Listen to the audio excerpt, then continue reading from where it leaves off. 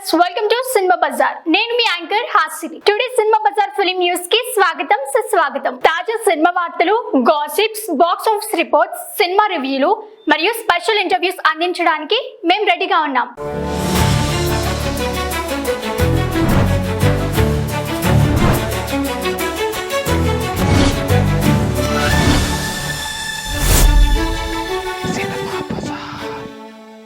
Vijay Sethupathi beggar లో cameo role.